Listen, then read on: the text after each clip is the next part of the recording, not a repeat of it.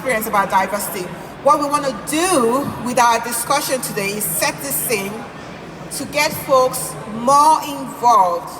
So if your teams are your place of work, if already your team, if they're not yet convinced about the importance of a diversity thinking team, we hope that by the time you leave here today, you'll be motivated to bring them on board so that you guys can have more successful businesses.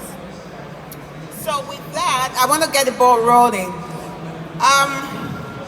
Anyone can jump in here. What does diversity mean to you? When you think about a diversity thinking team, what does diversity mean to you? Okay, thank you, Arumi. Thank you, everyone, for joining us here today.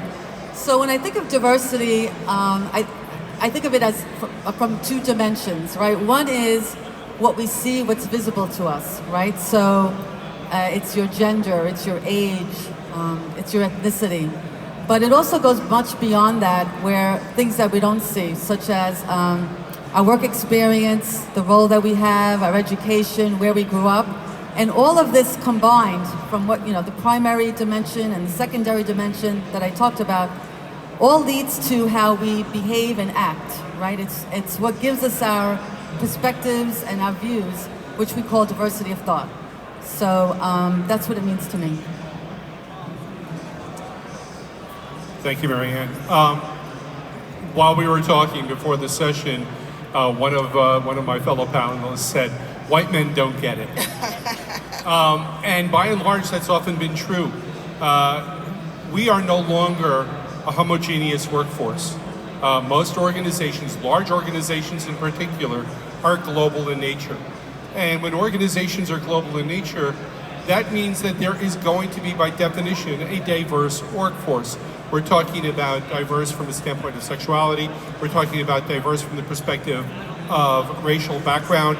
We're talking about diversity from the perspective of cultural background. And all of those have to be taken into account. The benefit of that sort of global diversity is it adds to the mind share. It allows organizations to function more effectively. It allows people to understand that customers are diverse, and therefore companies must be diverse. Right. I agree with our previous speakers. Thank you, everyone, for coming to listen to this. It's a very important topic to all of us, and it should be important to everyone here at this conference. We've spoken about diversity. When I think about diversity, I think that when you think diversity, you should think about everyone in the room, regardless of color, creed, background, learning. But when we have these conversations around diversity, it is essential to also think about inclusion, because if you are bringing people into a room and the room looks great, but the only decision makers are still very homogenous, then you're not taking advantage of the benefits of diversity. And so inclusion is the key aspect of the conversation and the benefits and the profitability and all the great things that come with having a diversity thinking team. Great, thanks, Rumi. So before we move on to the next question, I actually just want to get a feel for who we have in the audience here today. And you don't have to take part in this if you like. But I want to find out how many people are business owners, who are decision makers.